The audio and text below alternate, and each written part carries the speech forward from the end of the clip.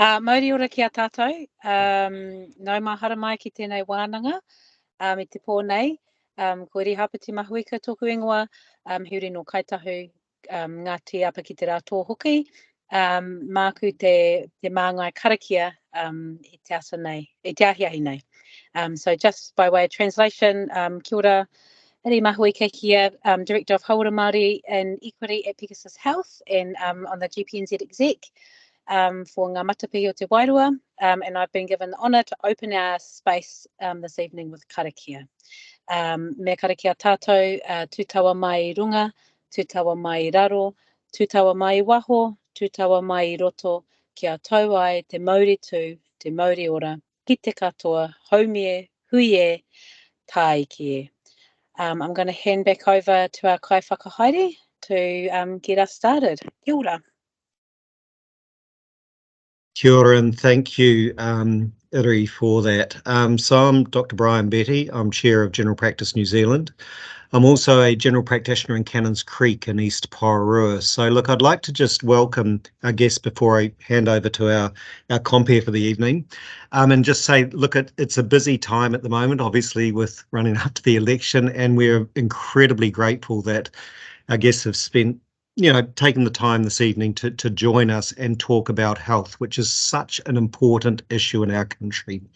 In particular, primary care and community health, which I think is the backbone of our New Zealand health system, and it is one that needs focus. It needs consistent and a consistent approach that really takes us forward past the issues that we're perhaps seeing at the moment. That is increasing demand, complexity, issues around equity, and issues around outcome for all New Zealanders and access. So I'm really thrilled to have our panel here tonight, and look forward to both the questions and the debate tonight in terms of what happened. So thank you both to Lance from Te Pāti Māori, to Brooke from ACT, Shane from National, Ricardo from the Greens, and Neru from Labour.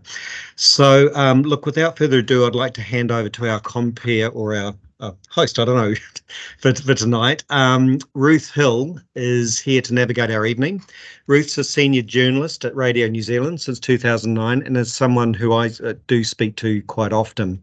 Ruth has chalked up more than 2 decades reporting on health for several newspapers in New Zealand and Ireland, and has kindly joined our evening to help lead the questions and to help put the questions to our panel.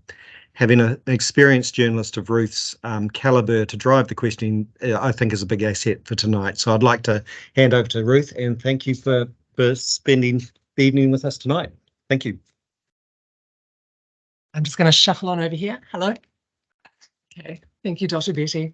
And I want to thank you all for allowing me to be part of this. It is a great thing for me too, to be able to share in this, because I love doing health stories. Health stories at their heart are about people, and I'm sure that's what's drawn you all to this place. So and I also want to commend our panelists as well for being brave enough to take on this portfolio, because you're dealing with a lot of smart people who, tonight is probably the last time they will want to hear what you have to say for the next 3 years. So here on in, they're going to be telling you what they think you should be doing very strongly. So thank you. I'm going to start with the housekeeping. So I'm just going to flick to that screen. Give me one moment. Just a few short things. Okay.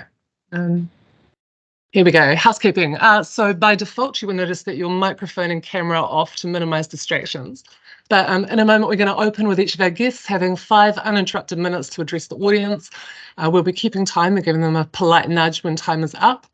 And after each panelist has had a chance to speak, then it's question time. So I thank you to all those who have submitted questions already. We've looked them over and they've been themed up, and we're going to put as many of those as we have time for to our panel tonight. So that you'll see the chat function has been disabled, but I really encourage you to ask your questions tonight on camera, as it's a more interactive experience for the panel and guests. So if you have a question, just raise your hand to signal us and we'll turn on your mic and camera and give you the floor to speak. If you want to ask a question but would prefer to do it off camera, then please use the Q&A function, because once again that chat function has been disabled. And you can also keep an eye on what's being asked in the Q&A, and you can upvote questions by clicking the thumbs up. We all know how to do that. Or add a comment if you want to expand on the discussion on the question. Okay, so I'm going to start by introducing everybody. I'm just going to move down here. Yeah. So Dr. Ane Neru-Leavasa has served as the inaugural MP for Takanini. After surviving metastatic bone cancer, Ane was inspired to train as a specialist GP to provide support to his community.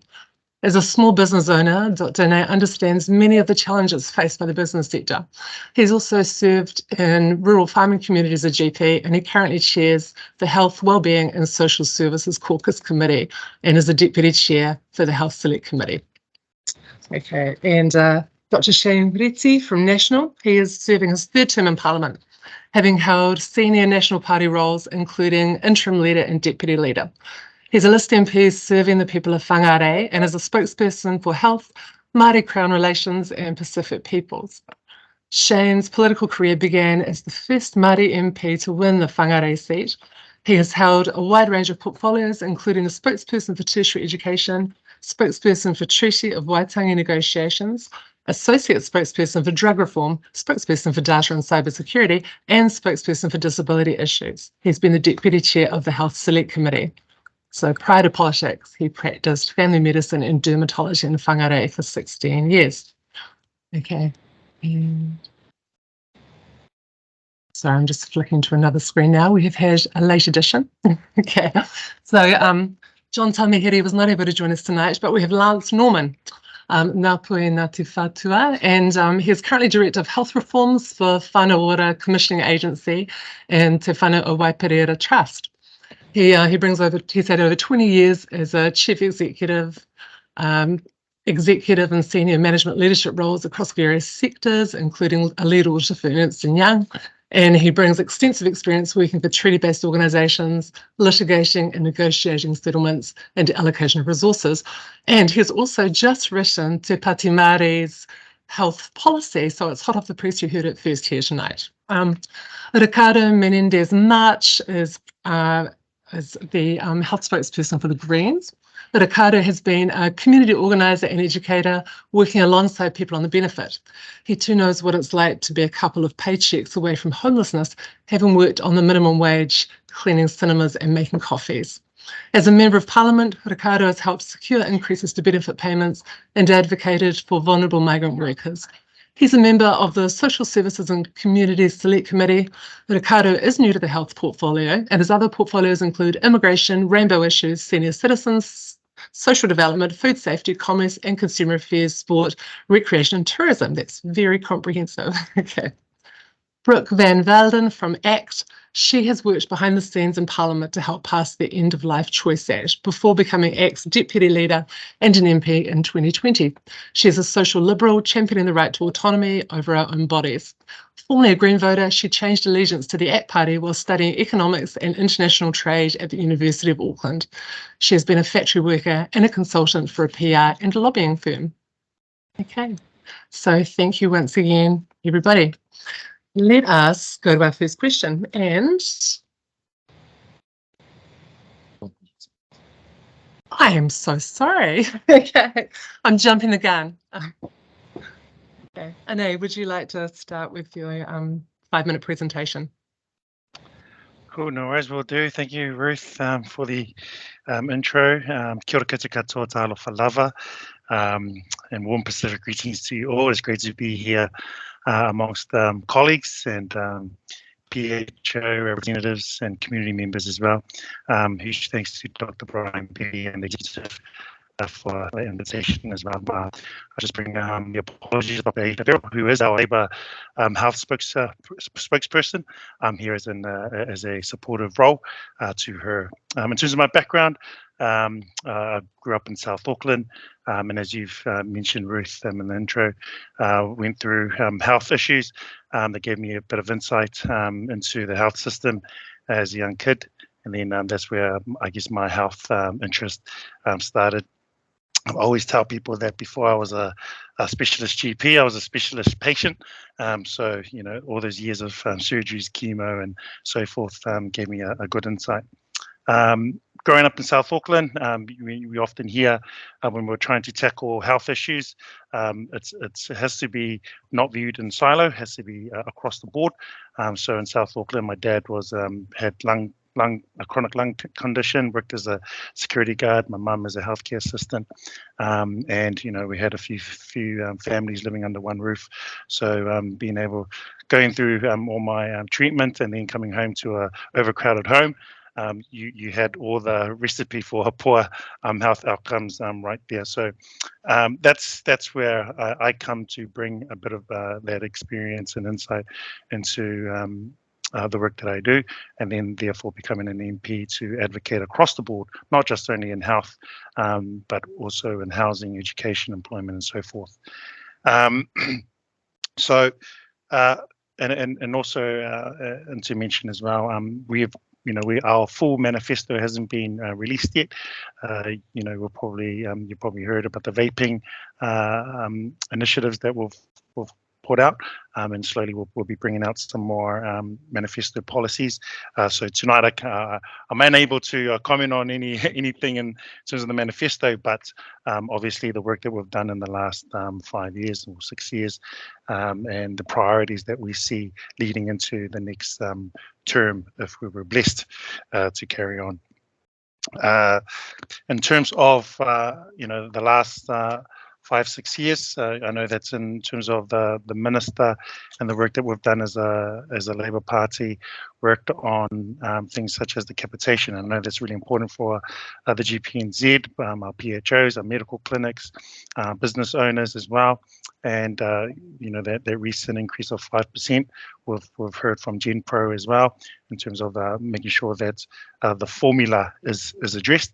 And you probably heard the minister acknowledge that the formula needs to be addressed as well, and that's something that we'll be working towards. And obviously we've discussed the Moody report, the Superior report. So all these reports are out. It's time for action to consider these as well.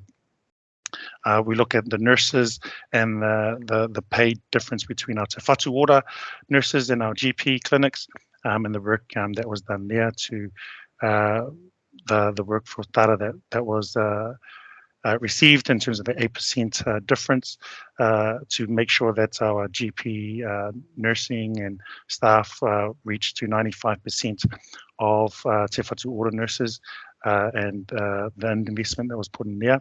Yes, there's work to be done, more work to be done and progressed. Obviously, when we're trying to improve the pay for our nurses in Te Whatu Ora and also in GP clinics, obviously we want to make sure that the gap is reducing as time progresses. So there's many initiatives. I love the $5 prescription co-payment getting removed, because I know in our families in South Auckland that will make a huge difference for us. There's already been 3 million prescriptions given, and that has benefited over 900,000 people. So those are just one of the policies that was presented this year. And there's obviously other barriers that we want to make sure that we address, but in terms of the Labour policies and moving forward, I'm just can't wait to bring them out a bit more. But I'm happy to answer the questions in terms of priorities and where we sit as a Labour Party. But I won't take up much of the 5 minute, Ruth, but I'll hand it back to you. Whaftai lava. Okay, excellent. Thank you very much. Okay, Dr. Reti. Ngā mihi te rangi, ngā mihi te whenua, ngā mihi kia koutou, kia ora mai tātou. First of all, could I say good evening to my parliamentary colleagues, Lance, te nakui, ngā mihi kia koe, and to everyone online, kia ora koutou. Look, thank you for the invitation to join you here today. I'm a locum GP. Did my time mostly up in Whangarei in the far north.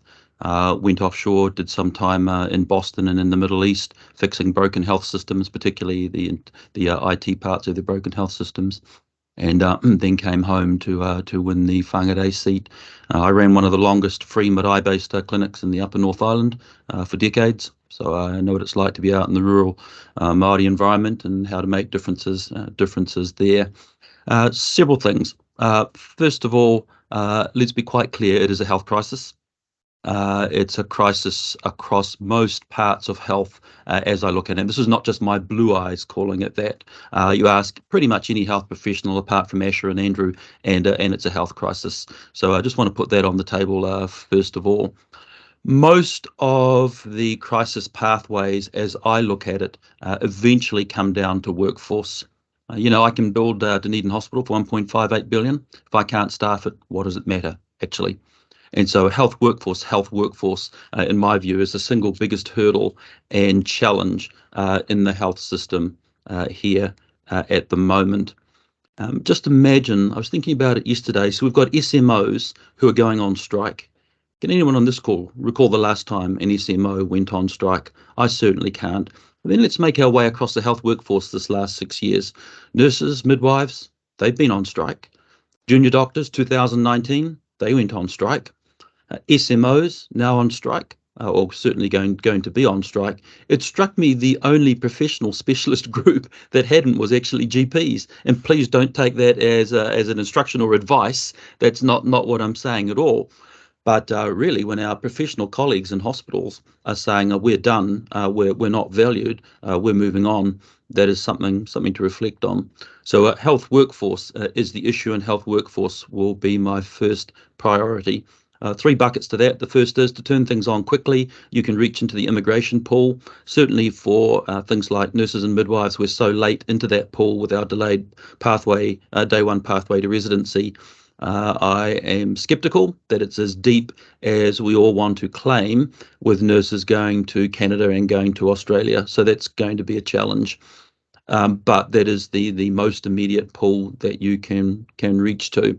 To that extent, we actually announced in one of our first policies that we would give nurses and midwives a special 6-month visa, that they can come to New Zealand without a job offer, that they can bring their family, that they can have work and study rights when they arrive here. Because what we know, parts of this are in the Australian model, is that when they arrive, they work, they bring their career with them and they work. So why make it hard saying you have to have a job offer and all that sort of compliance? The second group, which is more the medium-term health workforce, again, we announced a policy offering student loan relief to nurses and midwives in return for 5 years of continuous bonded service to the New Zealand health system. In that medium-term group, I would also put what I call the Uber docs, who are our colleagues driving Uber Eats in Auckland. They passed their NZ recs, and they can't get a PGY1, PGY2 place in hospitals. Why would we do that? They're skilled specialist people, and we can't find a house surgeon year 1, house surgeon year 2 for them. Now, I do understand the trial that Kevin Snee set up at Waikato, looking to deliver some of those medical council requirements through primary care. 8 places initially, now expanded to 20, but it's a much wider group. I met with 30 of them in Otahu, but there's about 100 that we should really look to credential. They have no visa problems. They're already here. They're already mixing their sweat with us, and yet we let them drive Uber Eats. We need to fix that. And then the third and the longer term position is we need to turn on our domestic pipeline to homegrown, culturally competent doctors and nurses. And we can do that with nurses, and you've heard us announce that we'll do that with doctors through the 3rd medical school. Are you giving me the nod and the wink, Ruth? I am just about. Hey, I was just getting to the fun part. Okay, I'll keep that. Kia ora mai tātou. Thank you. Lovely work. Thanks for that. Kia ora. Ricardo, would you like to go next? Yeah, kia ora koutou. Just want to acknowledge my parliamentary colleagues as well, and everyone who's coming here to listen to what we're proposing for this election and therefore any future government.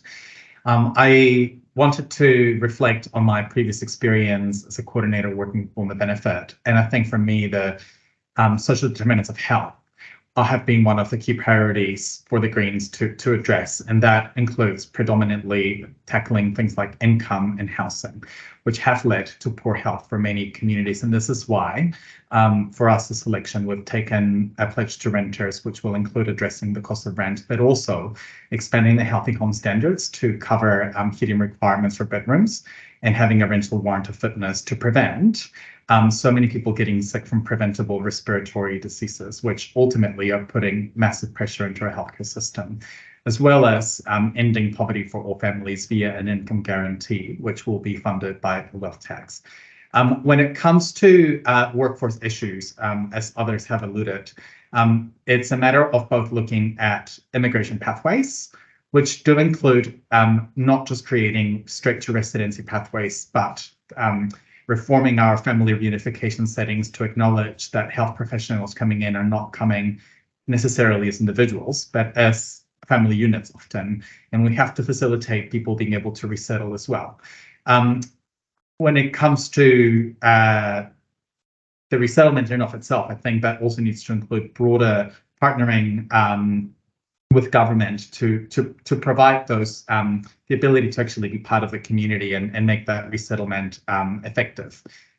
When it comes to the education pathways locally, I think there's more that we can do both in terms of income support, and when it comes to our nurses and midwives who often are, and many of our health professionals who are often expected to do unpaid labor while doing their education, that creates a massive barrier for people to complete their studies. And our income guarantee is the first step, but there is more that we can do to provide livable stipends to actually ensure that people who are entering those education pathways can finish them, as well as resourcing our tertiary education institutions to increase the number of placements across the health system that we can take, because we have to acknowledge that immigration pathways alone may also be stripping other countries of healthcare workers who they desperately also need.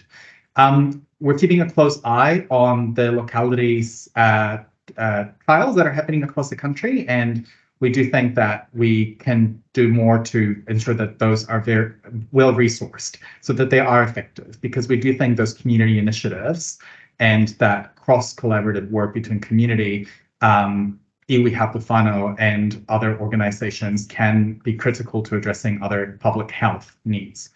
And across the healthcare system, when it comes to access to medications, well, we have supported the prescription fee removal that the Labour Party introduced. We think more can be done, and we do want to ensure that when it comes to our the conversations about medication, that we retain the independence of Pharmac and that we instead focus on resourcing it adequately, and that is something that we feel really, really strongly about. But for the Greens, our core priority will be addressing those social determinants of health while supporting our workforce, because we think that is where we can make a massive difference when it comes to alleviating the pressures of our primary and secondary care system.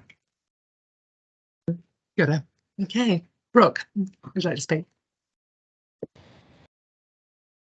Thank you very much, everyone, for giving up your evening. I know after doing long hours at work during the day, it is quite a lot to ask some people to stay up late and talk to a bunch of politicians. So thanks very much for giving up your time.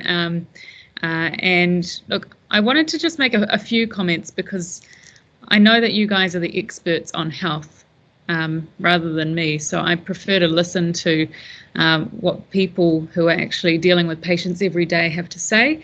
And it's a real pleasure to see Dr. Brian Betty on here as well, because I know you've had some really awesome conversations and have filled me in on a lot that's happening in your field as well. There's a couple of policies that ACT is taking to the election, and the first is to pay a general practice more. We have said that we would increase GP capitation funding by 13%. And that's by listening to people on the ground saying that it's really hard to actually cover costs working in primary healthcare nowadays. So I do actually think it's been underfunded, hasn't kept up with inflation, and we do have to acknowledge that. We, in our alternative budget, have set out how we would fund GP capitation more. And I think it's important that political parties actually say how they will fund the things that they will promise. So that's why we put out our alternative budget every year. But certainly the stress and anxiety that I hear in the local community comes from a lot of people who find it really hard to get into primary care, find it really hard to get base care for even things like a basic blood pressure check. And I know that some people have been going to the hospitals and emergency departments because they can't get in to see their local GP or nurse practitioner. And we'd like to see more people incentivised to go into primary care by making sure that GP capitation funding is keeping up. The second one is looking a little bit closer at health workforce planning. We know that we have our health workforce plan out until 2032, but in ACT we don't believe it adequately looks into all of the different drivers of population growth, the ageing population and the comorbidities that may see different stresses on the health workforce. It doesn't also look into great enough detail on technology and how we can utilize better technology over time to help alleviate a lot of stress even in primary care, and doesn't look into enough detail on scope of practice and how that may change over time to help with workforce issues. So that's an area that we'd like to readdress in another term of government to make sure that we're planning well enough for the future and the future health needs of our population. The third thing is making sure that we are allowing for new regulated professions to set up within New Zealand. An area that we think could be utilised is a new role called the physician assistant. I know some clinics are used to this idea. It's currently unregulated, and we'd like to progress regulating so that we become an area where physician assistants from around the world, and in particular the United States, may wish to come and set up their lives in New Zealand and helping with low-level care to help stretched GP practice. The fourth area is the main one of concern for me, and that goes into people who currently work in health now and people who would like to move to New Zealand but are finding a barrier, and it's looking at health as a silo. We cannot look at health as a silo and pretend that every issue that people are facing is because it's a health problem. The people that I talk to who'd like to come to New Zealand but are now not thinking about coming to New Zealand say, I always knew that I wouldn't earn as much in New Zealand as another country, but at least I knew that my kids would have a really good education and it would be really safe, safer than where I currently live, and would have a good work-life balance. And that trade-off doesn't seem to exist anymore.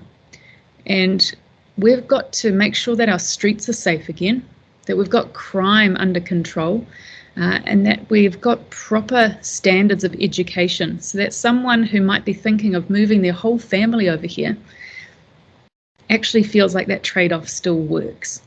And that's the same thing I'm hearing even from young professionals who've graduated from medical school. They've said, I just don't know that I can actually see a future for myself in this country anymore.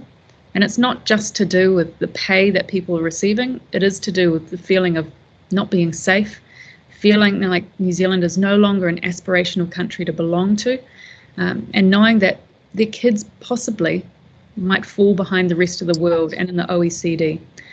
So that's where our thinking is going with health. Thanks. Thank you, Brooke. Okay, our last speaker, Lance, welcome.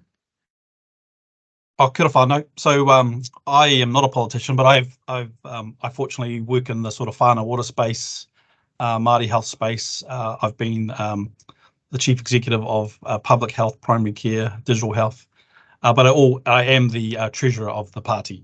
So I do know a little bit about Māori health. So in my view, and I won't announce the exact policy, but I'll give you the sort of where we're skating to.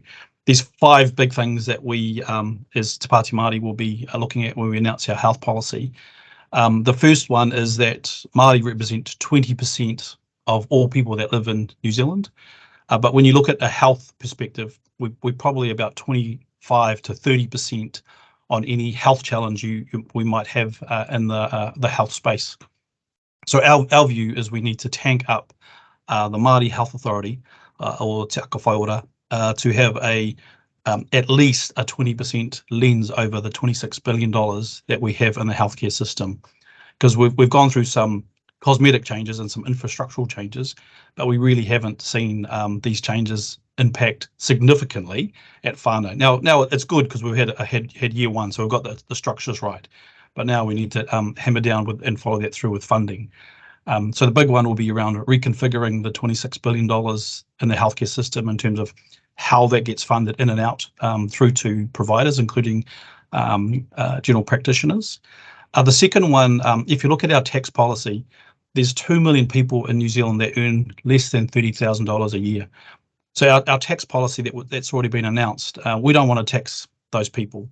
But equally, those same cohorts of people have challenges around the cost of kai, the cost of living, the cost of petrol, the cost of rents.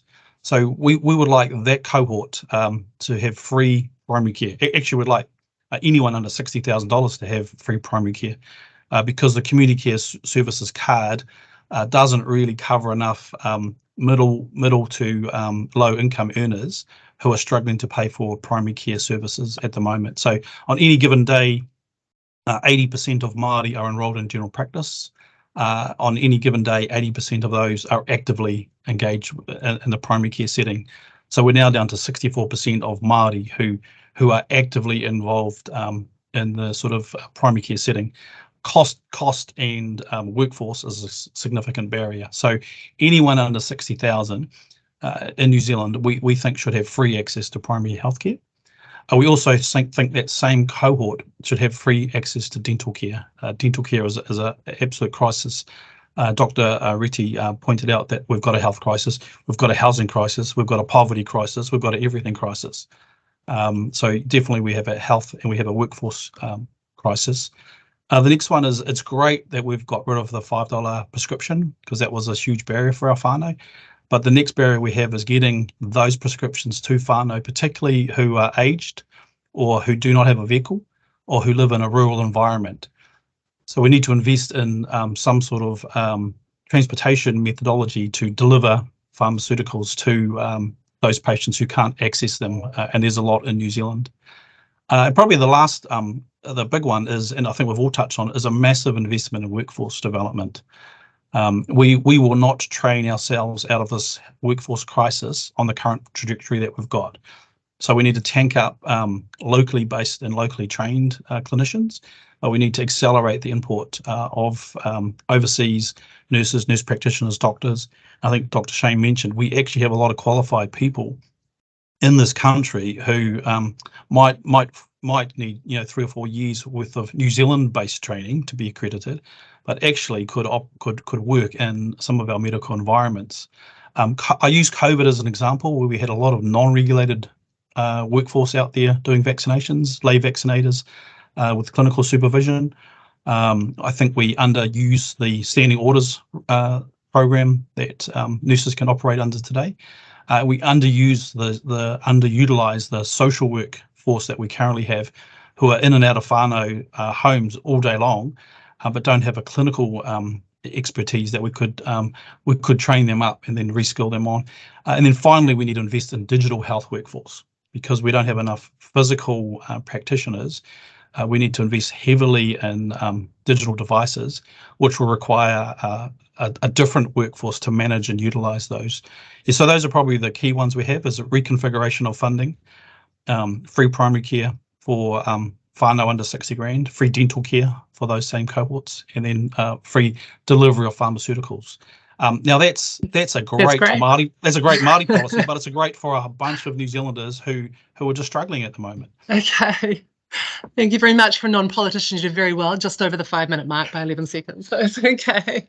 All right. Thank you very much. I think you've all laid out the issues beautifully. So should we will now go to question time, and we're going to start with a tough one. Let's look at funding, and which more than one of you have touched on. I'm going to read a question sent in by a GP ahead of time, which I think sums it up. General practice is no longer sustainable, more so in rural and provincial regions, with many practices facing insolvency. My partner and I have been unable to pay ourselves some weeks this year due to rising costs and funding changes. And the government's own Superior Report 2022 states GPs are doing half their work for free, and funding needs to be increased by up to 231%. The government hasn't acted on this report to address the funding shortfall as yet. If in power, how will your party act on the superior funding recommendations, and in what timeframes? Shall we go first to Dr. Let's go first to Labour, shall we? Dr. Leavasa, you did mention the Superior Report, yes, so that the government was going to be looking at this in some detail. You are the man with your hands on the levers of power at the moment. So what are you going to do? No, so yeah, acknowledge that question. Hence why I put it in my primary introduction. And we acknowledge that the two reports, Moody and Superior report, have come out, and like I said, these reports need action now. And like I said, the minister has acknowledged that 5%. Yes, that's in terms of looking at the percentage increase. That is people would say that's the largest, but I know that the primary care sector would say, well, that's not enough, obviously. But we need to make moves on the funding formula to make sure that it is fit for purpose. And I know that's something that we were taking that seriously as the Labour Party. I mean, the funding formula itself, there are problems with that, aren't they? Primarily, the capitation funding is based on age, and that is the least of some people's problems. Are you looking at that at all? Oh yeah, like I said, the whole formula needs to be looked at when because the formula, yes, it was agreed as an independent contract between the two parties with Te Whatu Order and our GP clinics. But like I said, the whole formula itself, age, ethnicity, and so forth. Hence why, recently, a few months ago, we put in that equity funding to boost our Māori and Pacific providers. We know that there needs to be an account for high need populations, and therefore we need to look across the board and not just putting in these little bursts of funding. Yeah, Dr. Riti, these problems with general practice and funding, they go back some decades really, don't they? But what would you do differently? So when you're talking about this peer report, you're meaning the report that was dumped quietly in December, the one that's had 8 months to be acted on. That's the report you're talking about. Oh, that was just about the time when nurses received pay parity, except general practice nurses. Yes, that's what. That was in December. 40 million of the 200 million pay parity, nothing for primary care nurses, because the statement was that the GenPro data and the NZNO data did not show that there was a gap in primary care nurses compared with DHB nurses. That's because the principals had drawn into their balance sheets and drawn on their assets to meet pay parity themselves. That's why there was no apparent gap. Look, I think the funding formula clearly is going to need attention, and I'm not going to make manifesto announcements here, but I have already signalled that the capitation formula is blunt. It does need to probably take into account things like debt level. I think it does need to take into account like community services cards. I think the M3 adjuster, which takes into account 61 long-term conditions with a propensity for death in the following 12 months, I think that is a useful attribute. To do this, we all need to agree on the principle that funding follows where the work is done, that funding follows where the complexity is. If we all agree on that principle, then all we need to determine is where is that complexity? Where is the work done? What does that look like? And then direct the funding that way. So I don't disagree at all. I think there are a large number of good points in the Superior report. I think if we do this, if we fine-tune capitation, then we no longer have a need for VLCA, non-VLCA practices. Okay, right. So Brooke Van Velden, you actually put a dollar figure on it. You said you were going to increase that capitation funding by 13%. Still a bit of a shortfall compared with 231%, isn't it? But well, anything sounds like a shortfall after. How are you going to fund it? Do you want to flesh it out a little bit for us? Yeah, so our alternative budget sets out that we would set aside another $163 million next year in the financial year to have a GP capitation of 13%. Sorry, my light's going off. Would that come from within Vote Health? No, that money would be reallocated from cutting back what we would consider to be wasteful government spending. So it would be an increase on the health budget. We're not cutting the health budget in any way, but we are adding, if you will, to the health budget, because there's a few areas where we think we actually underinvest. And so I know a lot of people think ACT Party likes to cut back on things. We like to cut back on wasteful spending. So we'd invest more in the justice system, invest $250 million more in the education system, and invest $163 million in health for GP capitation, because I think that's really important. They go to the basics of what the government should do right.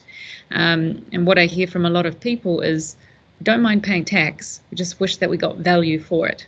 And that's okay. the basics of government. So we've Right. heard from GPs that they need to cover costs, and I believe this helps. Yeah, covering costs would seem to be the very minimum that is required, I would say. Lance Norman, you are on the front lines of providing health services. What do you think capitation funding should look like? I mean, especially when you're dealing with, very low cost access health clinics who are tied to that fee. I think capitation is a micro level funding in the health space. So that's just funding general practice. So I think you've got to review that. I don't particularly like capitation because you could get funding for through capitation without actually seeing a patient, or you could get funding through capitation without actually making that patient well. I'm of the mind that people should be paid based on outcomes and in getting people well. So I think that whole capitation model needs to be reviewed. But if you step back and look at the entire $26.5 billion budget that's in health, there's only 5.1 million of us. If you did the math, that's $6,000 per person. Every single New Zealander could have private insurance if we reconfigured how we spend the health dollar at $6,000 per person. So I think what we need to do as a country is invest more heavily in preventative and primary care, and then slow down the trajectory into avoidable hospitalizations. I have no idea how any government is going to deal with rebuilding Middlemore Hospital in the middle of removing the building and replacing it. Like that's a headache someone's going to have. And that's the largest hospital we've got in the country, and it's already under pressure. So I think you got to review capitation but it's at a micro level, but you've got to review mega at a macro level the entire investment approach that we have in health. It's too after the fact. Okay, we've got a question from the floor actually. So should we go to that person now? I assume it's on the funding topic. Sorry, technical issues. Here we go. Spotlight for everyone. Okay. Ricardo, do you have a view on this topic? Yeah, thank you. I guess I'll just briefly say that I think we're all agreeing in that capitation funding does need some form of review, and it does need to be nuanced. I think in terms of the conversation about revenue and where we get the money, I do think this is where we do need tax reform on the agenda, because, I want to say that it is easy to say that we'll cut wasteful spending, but we have to acknowledge that a lot of the stuff that is at threat is the funding that could go to addressing health inequities. And just want to go back to we need to make sure that we're not pitting different initiatives against each other, and that actually we also, while we can reconfigure funding, we also need to increase the overall revenue that we can get. And this is why the Greens are putting the wealth tax in the agenda, to raise more revenue to fund our public services and primary health as well. Okay. Sorry, was that a question on that topic? George there. I'd like to ask a question. Yes, And George, you would like to ask a question?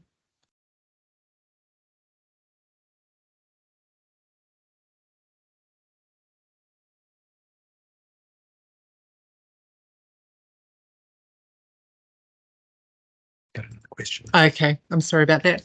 Okay. All right. So, well, a few of you have touched on the health system and the structure. I do have a question here.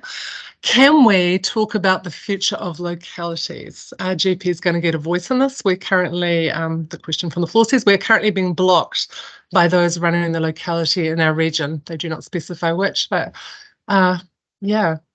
Dr. Leavasa, how do you see localities fitting with this new model? Yeah, with the 12 prototypes happening across Aotearoa, I mean, the one in South Auckland, well, it's the one in Auckland, it's the Otara Papatoia, I keep a close eye on that one. You shouldn't be blocked. Like that would be my first thing, is that because this is supposed to be an integrated, on the ground locality where you got medical providers across the board and social providers getting together, whatever the needs of the community, that's where the discussion has to be from the ground up, really. So for me to hear that you're being blocked from a locality, that's for me, that's not right. You shouldn't be. If you're involved with them, obviously you're a provider providing for our patients in the community. Then you need to lock in. And I know in terms of our local one, there are the ones who have first been involved in the last couple of years, and they're bringing on different providers at different stages. So I'm not too sure of the one that George may have an issue with, but yeah, you shouldn't be blocked really. How do you see them working with primary health organisations? What sort of role do you see them playing in the short and medium term? I think with the PHOs, I know that some, like the one in South Auckland, has pivoted in terms of their role, providing back office, providing other services, and that's worked well with I'm talking about the Course Collective and Alliance Health. They're probably listening, but I've seen that done well, and obviously that may be an example for others to follow. But I see is whatever services you can provide to benefit the patient, because this is all about being patient and whānau-centred. And if there is provision there for our PHOs to pivot to, then why not? That's where I see that the locality has to be brought together and integrated together from the ground up. Okay, thank you. Would anyone else like to say anything about that? Dr. Riti, is localities something that you would like to see develop further? No, I don't see a role for localities. 2 years in establishment, then the third year to come out with the first locality plan, 60 to 80 localities. What do they do? What is the purpose? What is their function for $40 million?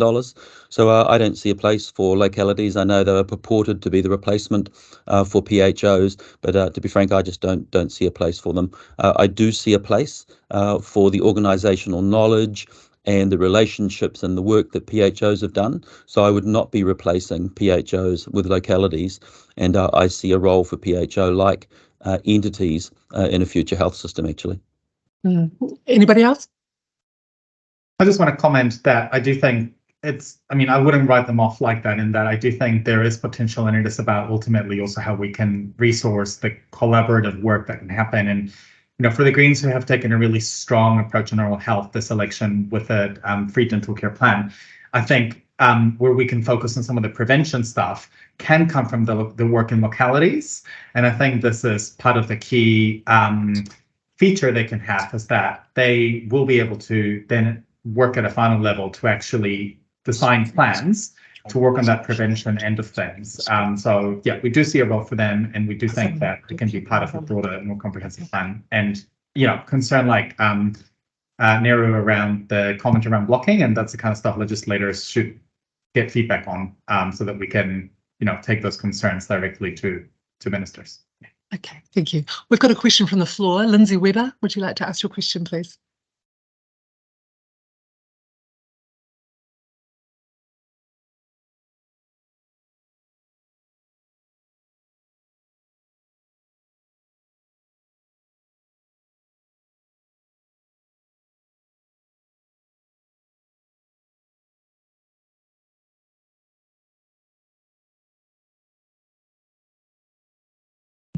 Sorry about that, we're having some technical issues here. So we will move on to Te Aka Whai Ora.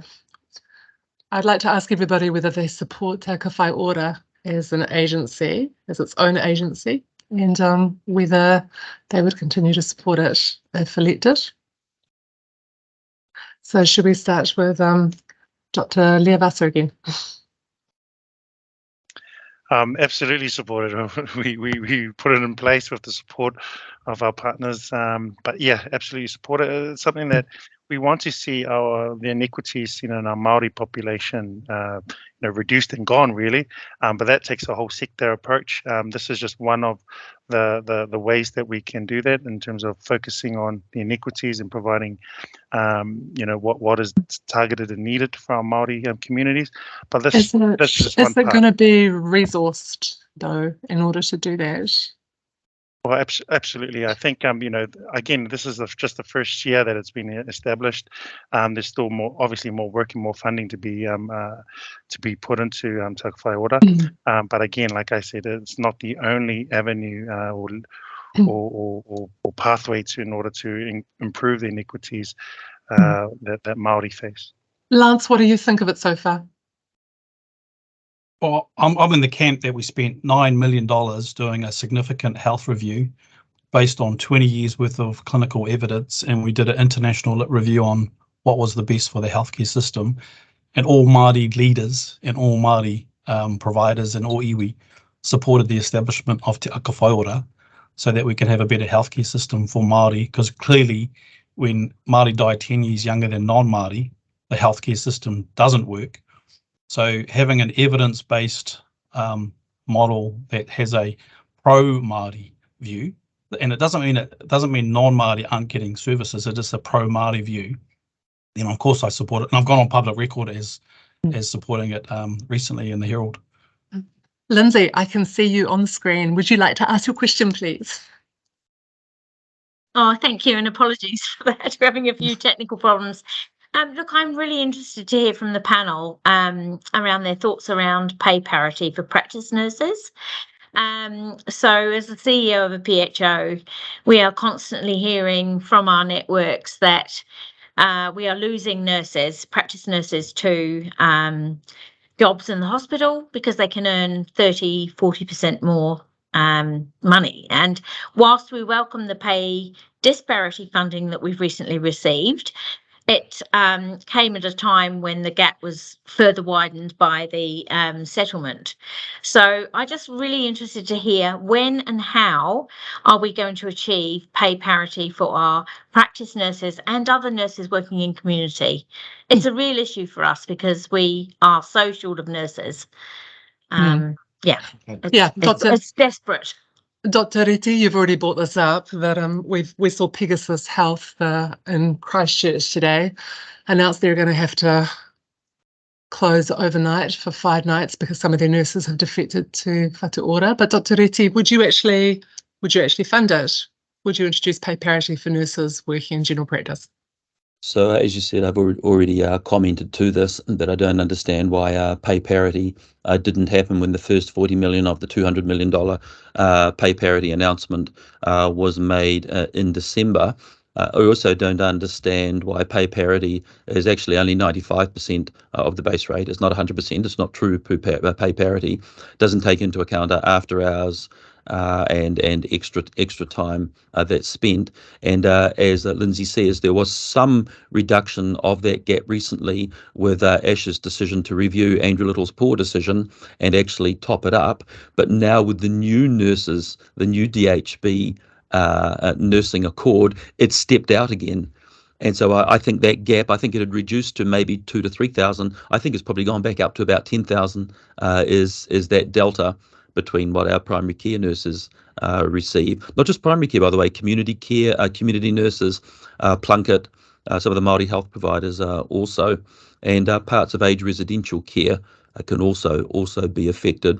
So we've always been supporters of pay parity. I'm not going to make announcements or commitments here that are in the manifesto, but I think our track record around pay equity and pay parity, it was a national government that first of all brought in the very first health pay equity accord, which was, of course, the Terra Nova 2017 Terra Nova Home Care and Support Workers.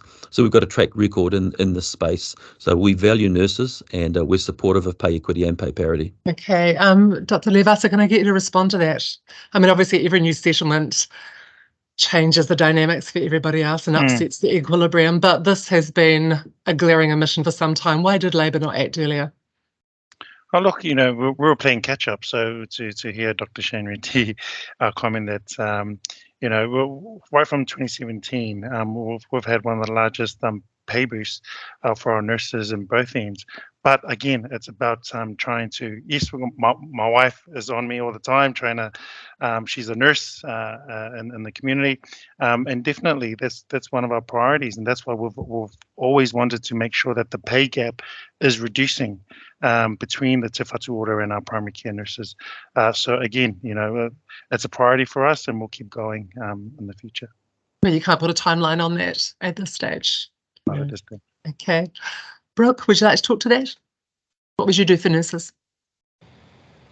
Yeah, look, we're aligned with the National Party and Shane Retty on this one. I personally thought it was quite hard, especially talking to people who worked in aged care towards the end of last year, who were really struggling to understand why it is that the government essentially was trying to poach nurses from one sector, one area of the sector, to put them in the hospitals. So we do have to do better, and I agree with Dr. Shane. One area that we'd also like to see a little bit of change is actually in a form of targeted tax cuts. So that affects nurses and affects everybody across the board, where on average, if you're on the average wage of around $70,000, every person would be given around $2,200 back into their own pockets to help pay for the rising cost of living. And that's to recognise that costs are going up across the board for everybody, whether you're a nurse, a doctor, a teacher, a plumber, hairdresser. It is actually really hard with the rising costs of living. So that's what our alternative budget seeks to fund. Okay. Right. Ricardo, have you got thoughts on that? Yeah, my colleague Jan Logie has been advocating for pay parity for practice nurses, and just on the tax reform conversation, I mean, we support having a tax-free threshold with first-line care, which actually does help us compete better with Australia anyway, in terms of having more aligned tax reform. I did want to briefly just touch on the Te Aka Whai Ora question you asked earlier, because I do think it's important. All of us actually are on the record about our support or otherwise. Just want to say the Green Party does support Te Aka Whai Ora, and actually, really in line with what Lance was saying around resourcing it adequately so that it can do its work. And I think that is something that it is in our Green Party manifesto. And just want to say, because it's important we all are on the record of it, because the dog whistle politics around health inequities is a barrier to having mature conversations on health. And I think it's important that we're clear on what our commitments are to closing those health inequities. Well, on that theme of equity, we've had a few questions about the surgical equity adjuster. So I'd like to ask each of you if you are for and against, and why, if this is not the answer, what you would do to improve equity in the health system. Because I don't think there's any argument that it's currently not very equitable. So should we start with, let's start with Dr. Retty again. Sure. No, I'm not in favour of the equity adjuster. I believe the distribution of scarce health resources, first and foremost, must be based on health need and health need alone. That has to be the first principle. First time we move away from health need, tomorrow we'll distribute resources on the depth of your pocket, who's the wealthiest. And then the next day we'll distribute resources on your contribution to society. That person was a mayor or whatever. So health need has to be the first attribute. And secondly, I would note that even the Prime Minister has instructed Asher Beryl to pause for fear of creating another discrimination while trying to remedy a discrimination in itself. So even the government who has created this has paused for concerns that it may not be the direction of travel they should be travelling in. But what would your system look like? How would you then prioritise health need? Oh, it's easy. There's certainly a big overlap, isn't there? You use a CPAC score and determine it on a clinical basis. And it's the same CPAC score across the country, to distribute the waiting lists on you've been waiting more than 1 year or 2 years, which is what they've done up until about 2 months ago. That actually increases the postcode lottery, because you can have the sickest person in the world who's been waiting 1 day short of a year who misses out, and the healthiest who's been waiting 1 year and 1 day who gets surgery. That makes no sense whatsoever. They got it right with the cataract announcement about 4 weeks ago, where they said, I think the CPAC score is 46. Everyone with a score of 46 across the country, you will get their cataracts. So base it on pure clinical grounds and clinical need. I mean, that's assuming that everybody gets to see a clinician in the first place, but that's another question, isn't it? Well, we have, 400,000 people who don't even have access to a GP at the moment. Who aren't enrolled? What about those who aren't enrolled? Yeah, that's right. That's Captain Maori. Speak up, Brian. I can't hear you. Sorry, Lance, what would you like to say about that? Equity adjuster. In health, so the following cohorts don't have the same experience of health as all New Zealanders. So Māori, Pacific, whānau with disabilities, whānau with mental health, LGBTQI community, youth, refugees, and whānau living in a rural environment. So the only way you're going to close that equity gap for those cohorts is by targeting those cohorts. So by not having an equity adjuster, everybody gets the same. So if I'm number 2000 on a wait list and there's no equity adjuster, I'm always going to be number 2000 on a wait list. But if I don't have the same access of choice, or I have affordability barriers, or I have transportation barriers, if there's not a single adjuster for me to get up that list based on my other economic and social deprivation, I'm always going to be at the bottom of the list, and you'll never ever reduce equity. So it must follow, to close equity, you must have an equity adjuster. Okay, Brooke, how do you propose to do that? Oh, thanks for the question. Look, I'll try and wrap up both of those topics in one. So we were opposed to the Māori Health Authority, but we believe in devolution of services. What we don't agree with is a completely separate authority based on ethnicity or race. I think the health system itself does need some improvement in allowing for more choice under the system. So we would have the health authority, but in allowing devolution of services to provide choice for people, whether or not you are someone who identifies as Māori or Chinese or Indian or any other ethnicity, or just Pākehā, European, New Zealand. I think it's important for people to have choice under the system rather than having a separate system completely based on ethnicity. What we have said is we're opposed to the equity adjuster tool as it currently is. And it's for the reason that my colleague Karen Shaw, I thought, put out really well. So she says that she is Māori, she's a Māori MP, but she has a Cambodian refugee husband. And she says, is it right that if we geographically live in the same area, our deprivation score is exactly the same and we have the same health condition, that she would be prioritised or ranked higher than her husband simply because of her ethnicity?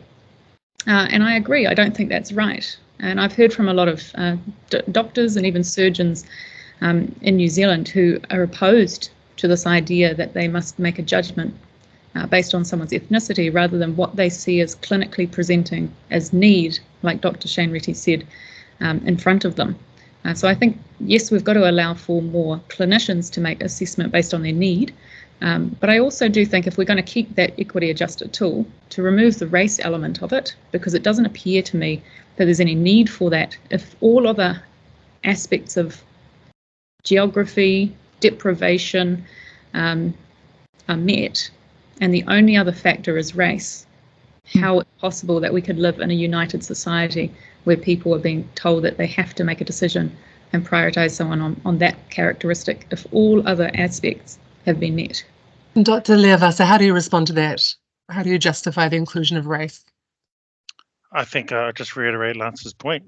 We've got underserved groups, Māori Pacific, and other population groups that need to make sure that we're providing targeted care. When I see patients in clinic, when they walk through the door, those are the things that run through your mind when you're treating and managing our community members. Ethnicity, yes, that plays one role into it, but all the other factors that has led to patients coming in through the door. So, and treatment plans are not black and white. You ask any clinician, you're fine with the same sort of characteristics with other people, but treatment plans may differ based on those different variables. So, really important we target those population groups. I'm just going to ask you a question from a GP, actually, talking about the equity adjuster funding is currently targeted to Māori and Pacifica providers with a smaller amount paid to mainstream practices with an enrolled population of more than 50% Māori and Pacifica. That means that not all Māori and Pacifica patients are getting consistent funding. Are you going to improve consistency in funding? Yeah, we've heard that feedback in terms of providers having that sort of breakdown of their demographics, and I think that needs to have a closer look into how we fund those practices as well. Ricardo, I'm going to come to you now. What is your position on the equity adjuster? Yeah, I mean, we do think there's a need for that, and I think that valid point in the previous question around how do we make sure the funding is allocated in a way that serves the community. But I just want to push back a bit on what Brooke was saying, in that it's not that it's race in a vacuum. It is that it needs to be taken into a historical context of colonization that created those health inequities in the first place. And I was in the House when several Act and Peace were pitting Māori versus refugee and migrant communities. As a migrant to Aotearoa, I just, like, my own experience of those inequities and bringing at the front lines is that it's raised because of the historical contexts, and so therefore we do need that equity adjuster. Then I think then we can have a mature conversation about how do we make those work. But to assume that that it needs to just be based on need without taking that holistic interconnectedness into account, I think then erases actually why we have those health inequities in the first place. And for the Greens, we need to take a few steps back into how we plan to fix them, which is not just with an equity adjuster, but actually by, as I mentioned earlier, addressing those determinants of health, which can then have also a more deeper impact into ensuring those inequities of access are not so severe in the first place. Okay. Lance, are you raising your hand again? I have 3 points to raise. So firstly, from a funding perspective, services to increase access, or SIA, that's targeted towards Māori whānau, Pacific whānau, and whānau living in a quintile 5 high deprivation area. So that's equity adjusted funding that's currently in the capitation. So for people to say it's a joke to have equity adjusted funding or positions in the hospital system when it currently exists in the primary care setting through capitation, that's a little bit ironic. That's point one. Point two, I do get a little bit sick and tired of people saying we don't want these separate systems because we have kohanga reo, we have kura kaupapa. Are you going to get rid of te matawai, which brings back the revitalisation of te reo Māori language? And by the way, what's wrong with having a separate system if it's better for Māori? Because my people struggle, and then people that don't access the services are saying, oh, we want to get rid of it because we don't like the look of it. But it's based on 20 years worth of clinical and academic evidence. It's also based on Māori leadership and health in terms of what's good for our people. So it does grate me majorly when people not of my ethnicity or of the backgrounds that our communities have say just get rid of it just because I don't like it. Secondly, this is not a race issue. This is a rights issue. Under the treaty, Māori have the same rights as every non-Māori living in New Zealand. And unfortunately, that hasn't been given to us historically through land confiscation, through loss of language, through racism in many systems. So when people say, oh, you're getting an adjuster because you're brown or you're Māori, no, we're getting an adjuster because we weren't treated correctly for about 180 years. And this adjuster is to put us back into a position that we should have been in had we not had all those significant breaches in the healthcare system. So I just want to refresh people. It's not here's a handout because you're a chump. Here's a change in the healthcare system to recognise we weren't treated correctly. We only got 2% of our treaty settlements. 98% is goodwill. So all we're saying is please give us some more goodwill by letting us get healthier and live longer and contribute to the society. So it grates me immensely when I hear people say get rid of something because it's Māori. Okay, thank you, Lance. Okay, so I have a question here from the floor, and we're moving to the plan for retention of GPs and nurses. Notice that Dr. Reti noted that GPs have not gone on strike, but certainly a lot are burnt out and quietly quitting. So what are your plans to retain the current workforce? There is no point in increasing training places if there is no workforce to train them. Dr. Leavasa. Thank you. So, yeah, as a GP, I've always wanted our profession to be to be up there in terms of attracting our young students and junior doctors coming through, and that's part of the workforce plan that was put in place, part of trying to fund the 50 new places for medical schools and giving a direction to the med schools that we want them practicing in general practice, funding places for community-based places for our young junior doctors to come through, and also increasing the GP training for first-year registrars to make it on par with the hospital trainees. So different things that needs to be done, and much more. I acknowledge that, but that's one of my things of coming into this place, is to make sure that our specialist GP profession is well looked after, and is because we definitely, with the health reforms, primary care is going to be the focus, and we want to make sure that we're investing into our primary care workforce as well as our nurses. Dr. Reti, what's your plan to stop more GPs just falling out of the system? If primary care is the focus of the health reforms, why was there no primary care person on the Health New Zealand board for about a year until Jeff Lowe eventually moved there? It just didn't make any sense. It diminished the role and the contribution that primary care makes and needs to make to the health system. There's two parts to retention. One is wages and salary, and the other is terms and conditions. And we need to address both parts of that. I'm not going to make manifesto announcements here tonight, but just to say it will sit in those two areas. Okay. Ricardo Mensch. Matt, sorry. Yeah, that's so good. I think, I mean, I agree with Shane Reti on the sort of two-pronged approach. I think in terms of, for the practice nurses, in terms of retention, I think pay parity is one step. I think it's also about the broader economic context that people are living in. So this is why a tax-free threshold, better housing conditions, etc., lead to just better outcomes for those workers. For the doctors, I think, but the general practitioners, I think there's something as well around looking at work that we can do around flexibility of practice, and that's another sort of element that we can work on. But I think we can't decouple the broader economic conditions that then lead to people staying in that career or moving overseas. And so that's what we're focusing on. Okay, Brooke Van Velden. I mean, there are very specific reasons why GPs are burning out, and we've touched on a number of them today, but what would you do about it? Well, I think we've already kind of covered off making sure that we're paying GPs so that they can cover costs.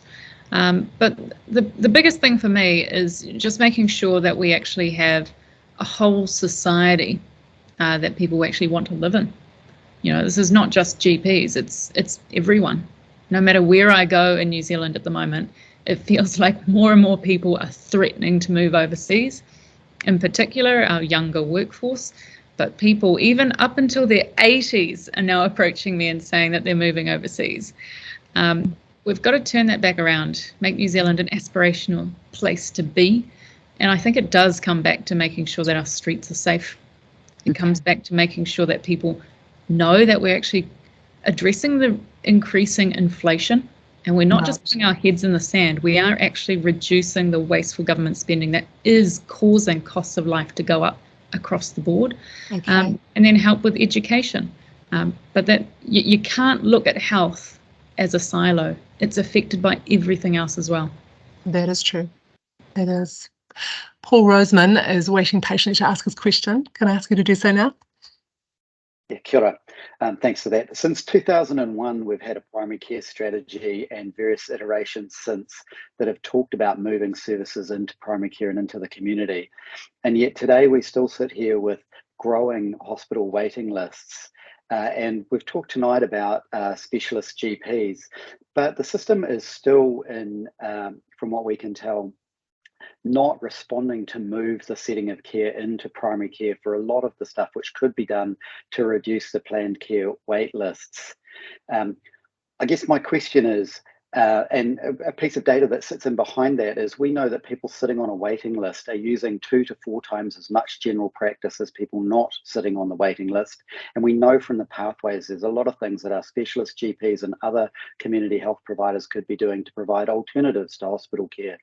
So I'm interested to know what each of you will do to make real and make good on the promise to move care into primary care and to really open up the ability for our whānau to access those services earlier and in more convenient settings. Yeah. Should we start with you, Dr. Leavasa? Well, thank you, Paul, for that question.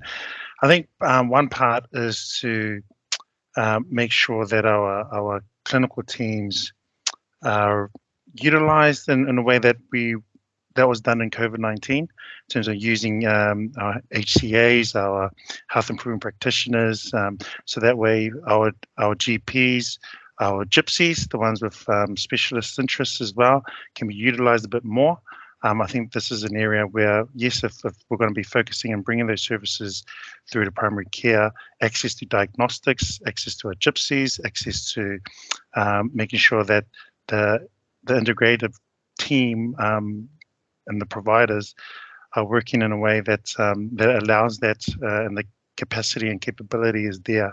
I think this obviously there's some time to make sure that needs to be done properly. But I think this is an area that, because of the health reforms and the focus on primary care, the investment needs to be pushed into that area as well. Dr. Reti, 30 years of talking the talk on an emphasis on primary healthcare, but it's yet to happen. So I think if there was a redistribution of some of the services from the hospital to primary care needs to say we've got the capacity to do that. Of course, everyone's already saying we're overwhelmed, and so you want me to send more stuff from the hospital? Are you sure you've got capacity to do that? So I'd want some reassurance that there was capacity in the sector to do that. Secondly, probably what I'd look at first of all would be things which I'd put under the umbrella of radiology governance, particularly community radiology governance. That is, I refer someone up to orthopedics. They go up there, the first thing they do is they get a CT scan, and then they're re-referred back in 6 weeks' time to see the surgeon again. Why can't you do that out in community care? If you've got a structured pathway that triages, and or whether you're, and I'm interested, it's been put to me that maybe there's a higher level of skilled practices, like the university practices overseas. If you're a university accredited practice in the US, you get special privileges. Some of them are allowed to have direct entry onto waiting lists. They definitely have radiology governance principles. And so I'm sort of kind of interested in those who are putting to me that there might be a level, another tier of specialist general practice that has specialist privileges, if you like, that would include radiology governance and or some of the stuff that's done in hospitals. So I am interested in that sort of thinking. And before people say, well, we have Cornerstone for that, it would probably be a step above Cornerstone. And I'm interested in exploring that. But at the end of the day, very enthusiastic to have some of the hospital services repatriate to primary care. Show me you've got capacity. Let's quantify what the schools look like, and then I'll pay that accordingly. Okay, what do you think of those ideas, Lance Norman? You want a bigger slice of the pie, no doubt. But I always want a bigger slice of the pie because we only get 2% of everything. But there's some very good comments. I think the key here is an investment in primary care, preventative care, and community care. And we kind of talk single-digit percentages in terms of increases around all of those areas.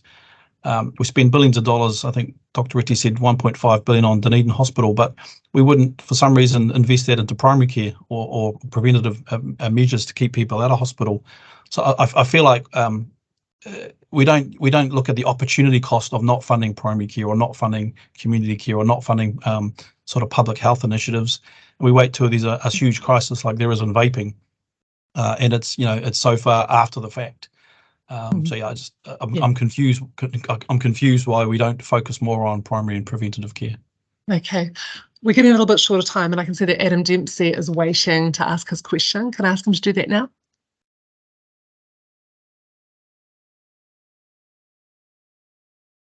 Yeah, kia ora, everyone. Like all good things, we need good data to make good decisions. Acutely aware in general practice, we have several different solutions to deliver PMSs and different PHOs doing different things. What I would like to hear is what's the panel's plan to collate this data so we can actually have a good picture of how primary care is tracking in New Zealand.